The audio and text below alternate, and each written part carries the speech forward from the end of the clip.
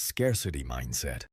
Scarcity mindset is when you genuinely believe, deep down, that there will never be enough money. No matter how much comes in, your brain is always in survival mode, always waiting for the money to run out.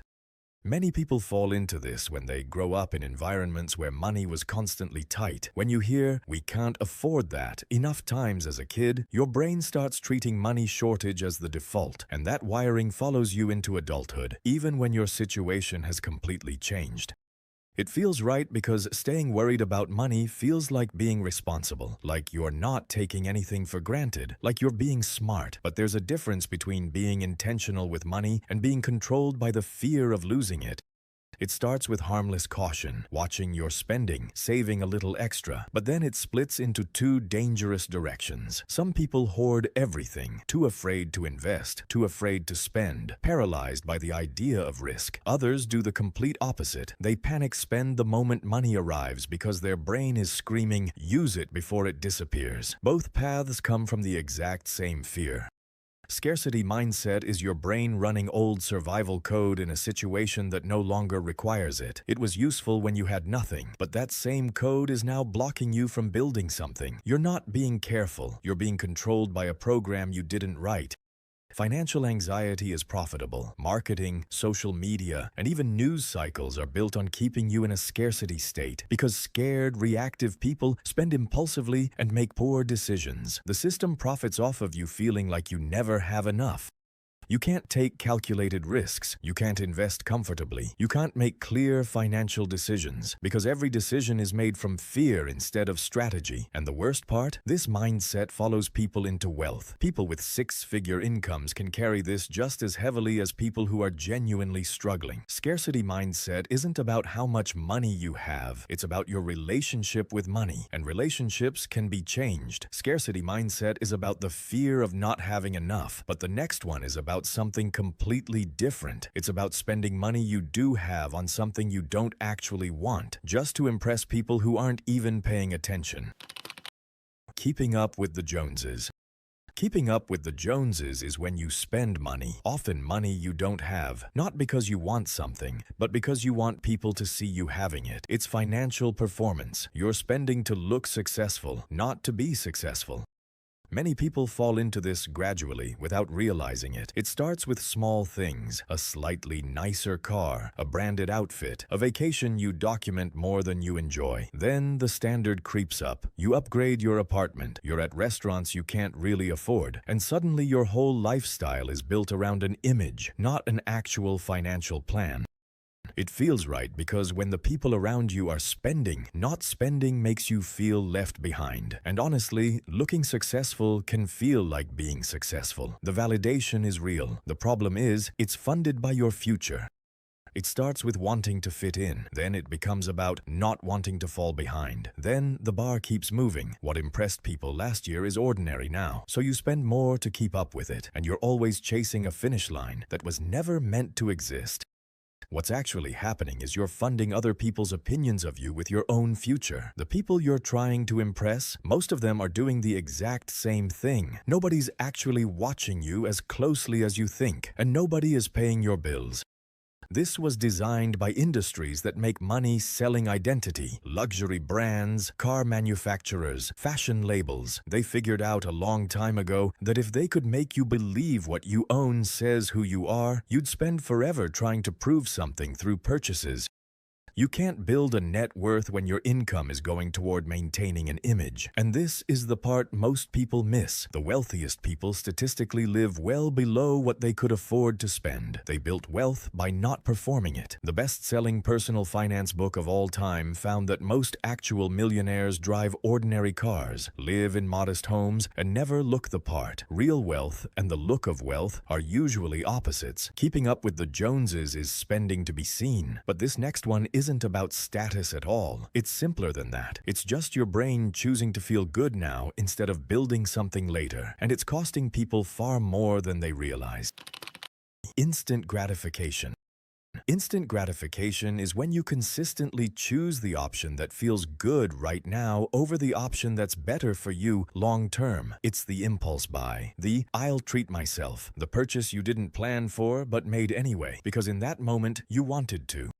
Many people fall into this because technology made it effortless. One-click checkout, same-day delivery, buy now, pay later. The reward is instant, the cost is invisible, or at least delayed. And by the time the bill arrives, your brain has already moved on to something else. It feels right because it genuinely does feel good. Your brain releases dopamine when you buy something you want. That feeling is real. It's not weakness, it's biology. The problem isn't that it feels good. The problem is what it's quietly taking from you every time you give in to it. It starts with small, harmless purchases, a snack here, a shirt there. But every time you reward the impulse, you're training your brain to expect it. Over time, saving starts to feel uncomfortable. Waiting feels like losing, and your baseline for what counts as a small purchase quietly inflates. What's actually happening is you're borrowing happiness from your future self. Every impulse buy is a small vote against the life you say you want. It's not just the money, it's the habit, and the habit runs quietly in the background of every financial decision you make. This was designed for exactly this response. Flash sales, countdown timers, only 3 left in stock, limited time offers. All of it is engineered to make you act before you think. The entire e-commerce system is built to shrink the gap between want and buy, because that gap is where rational decisions live. You lose compound interest in reverse. Every dollar you spend impulsively isn't just gone. It's also every dollar that money would have turned into over 10, 20, 30 years. The real cost of a $200 impulse buy to your future self is often several $1,000s. Most people just never see the math. The difference between people who build wealth and people who don't often isn't income. It's the ability to sit with a want and choose not to act on it immediately. That's a skill, and it can be built. Instant gratification is about chasing the quick hit. But this next one is sneakier. It doesn't happen in an impulse. It happens slowly every time you get a raise. And most people never even notice it's happening. Lifestyle creep. Lifestyle creep is when every increase in your income automatically becomes an increase in your spending. So no matter how much more you make, you never actually get ahead. The money comes in, the lifestyle expands to meet it, and the gap between earning and building stays exactly the same.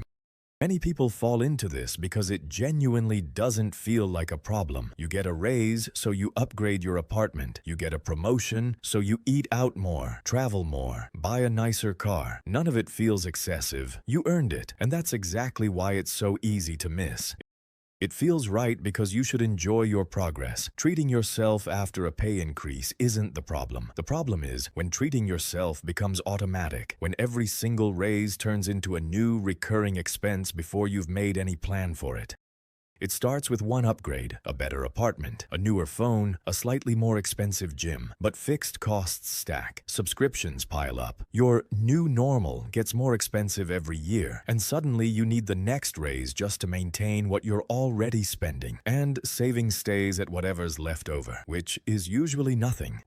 What's actually happening is you're on a financial treadmill, moving fast, feeling like you're progressing, but your actual position isn't changing. The gap between what you earn and what you spend is the only place wealth can live. Lifestyle creep slowly closes that gap every time you get ahead.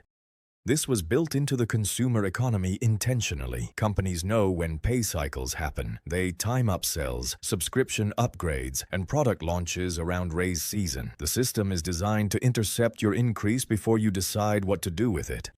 You can't build real wealth without a gap. Every dollar that disappears into a higher lifestyle is a dollar that never got a chance to compound. And the people who figure this out usually say the same thing. I made more than enough. I just spent all of it. When your income goes up, let at least half of that increase go towards savings or investments before you change anything else. Let the rest be your actual reward. That's the difference. Lifestyle creep is sneaky because it feels like progress. But this one, people do completely on purpose. They know things are off, and they choose not to look. Here's why, and why it always makes things worse. Financial avoidance, the ostrich effect. Financial avoidance is when you know there's a problem, the debt, the bills, the balance, and you choose not to look at it. Not because you forgot, because looking at it causes you stress, so you make a daily decision to ignore it and hope it figures itself out. Many people fall into this when the anxiety of checking outweighs the relief of knowing. You open the banking app, see the number, feel the dread, and close it. Then you stop opening it. Statements go unopened. Bills pile up. You tell yourself you'll deal with it when things settle down. But things never settle down. It feels right because, short-term, it genuinely reduces your stress. If you don't know exactly how bad it is, it doesn't feel as heavy. That's not a flaw in your character. That's literally how the brain manages overwhelm. The problem is that the relief is borrowed, and the debt it buys is interest-bearing. It starts with just skipping one statement, then two. Then the thought of checking feels so loaded that even the idea of opening the app creates anxiety. Meanwhile, interest is running, fees are stacking, credit scores are dropping. A problem that would have been manageable at month 1 is now a crisis by month 6. And the longer you wait, the more terrifying looking becomes. So you wait longer. What's actually happening is the problem isn't staying the same while you look away. It's growing. Debt has interest. Avoidance has a cost too. It just shows up later, compounded. You're not protecting yourself from the problem. You're giving it more time to get worse. This was made harder by the system on purpose. Confusing statements, fine print, multiple accounts across different institutions. The more complicated it is to understand your financial picture, the more likely you are to disengage. And disengagement is expensive. Late fees, penalty rates, and missed windows to address things early all benefit the institutions, not you. You can't fix what you refuse to see. The moment you look at your financial situation, honestly, all of it, you have power over it. Avoidance takes that power and hands it to whoever you owe. The people who faced their finances and felt the worst in that moment were the same people who made the most progress 6 months later. Studies on people who declared bankruptcy show a common thread. Most hadn't seriously reviewed their finances in a year or more before things collapsed. Avoidance didn't protect them. It just gave the problem more room to grow.